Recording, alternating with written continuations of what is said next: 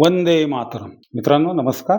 मी संजय झेंडे आणि आपण पाहत आहात ॲक्युरेस इन्साइट्स हे यूट्यूब चॅनल. डेटा सिरीजचा हा 5वा भाग आहे. त्यात आपले हार्दिक स्वागत. मित्रांनो, आज आपण एआय आणि डिजिटल इकॉनॉमिकच्या युगात डेटा सेंटर हा भविष्यातील मोठा इन्फ्रास्ट्रक्चर बिझनेस मानला जातोय.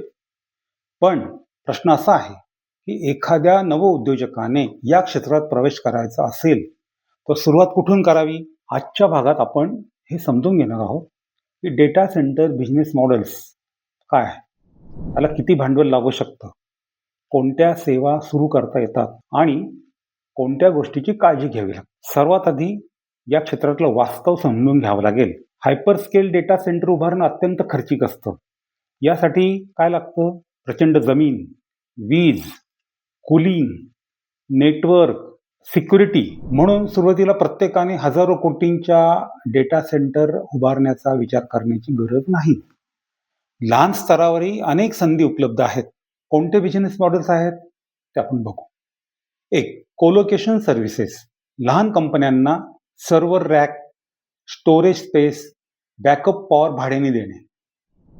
Manage hosting. लहान उद्योजकांची website, ERP, backup, application manage करणे, एज डेटा सेंटर उभारणे. भविष्यामध्ये ज्या काही स्मार्ट सिटीज तयार होतात त्याला AI कॅमेरा, ऑटोनॉमस सिस्टीम्स यामुळे मोठ्या रिजनल डेटा सेंटरची मागणी वाढू शकते. प्रश्न असा निर्माण होतो, सुरुवात कुठून करावी?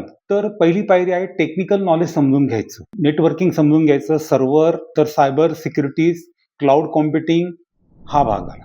दुसऱ्या याच्यामध्ये स्मॉल इन्फ्रास्ट्रक्चर काय काय लागतं. एक mini server room, manage hosting, local cloud services यापासून सुरू करता येऊ शकते. तिसरा टप्पा, partnership, internet providers, software, IT services providers यांच्यासोबत पार्टनरशिप ह्या महत्त्वाच्या ठरू शकतात. सर्वात मोठे चॅलेंजेस काय याच्यामध्ये? इलेक्ट्रिसिटी कॉस्ट, कूलिंग कॉस्ट, 24 तास हे सर्व मिळालं पाहिजे. नंतर स्किल्ड मॅनपॉवर पाहिजे असते. अत्यंत टेक्निकल आणि ऑपरेशनल डिसिप्लिन असलेला हा व्यवसाय आहे. पुढील दशकामध्ये या क्षेत्रात अनेक संधी आहेत. भविष्यामध्ये या क्षेत्रातल्या संधी प्रचंड आहेत.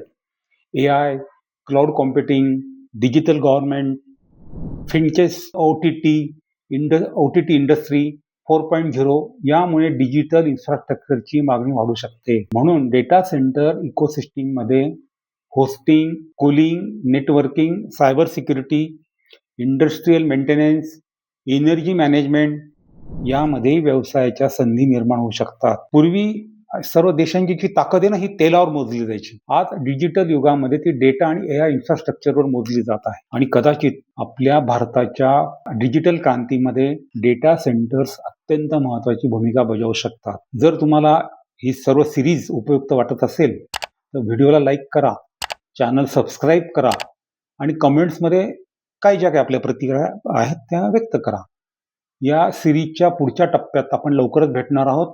त्यामध्ये महाराष्ट्रातले जे डेटा सेंटर सुरू आहेत त्यांचे पत्ते, ईमेल ॲड्रेस आपण देणार आहोत, कॉन्टॅक्ट नंबर्स देणार आहोत आणि ज्या संबंधित शासकीय संस्था आहेत त्यांच्या वेबसाईटचे पण आपण ॲड्रेस देणार आहोत.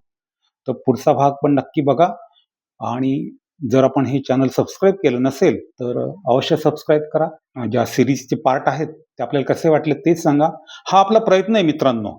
आपण म्हणजे हे जे चॅनल आहे असा एक प्रयत्न की ही इतरत्र असलेली माहिती आम्ही शोधली, आपल्या पुढे सादर केली. याच्यात काही त्रुटी असू शकतात कारण या क्षेत्रातले आम्ही तज्ज्ञ नाही, आपण तज्ज्ञ नाही. पण डेटा सेंटर स्थापन करणे ही एक उत्तुंग अशी एक संकल्पना आहे आणि कुठल्याही संकल्पना आधी मनामध्ये जन्मते आणि नंतर ती प्रत्यक्षात अवतरते. सुरुवातीला सर्व अवघड वाटतं, हे आपलं काम नाही.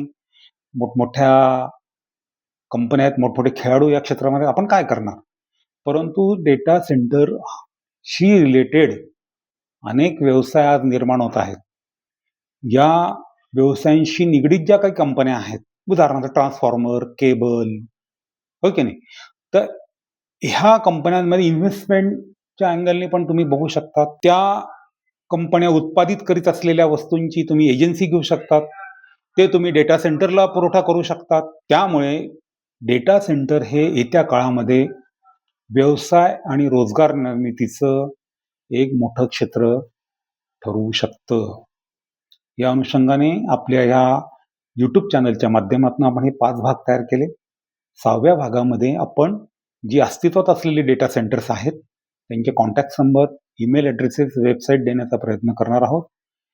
भविष्यात प्रत्यक्ष डेटा सेंटर जो माणूस चालवतोय, जी व्यक्ती किंवा जी कंपनी चालवतोय आहे, त्यांच्या प्रमुखांना भेटण्याचा, त्यांची मुलाखत घेण्याचा आमचे प्रयत्न सुरू आहेत. बघू कसं यश येतं ते.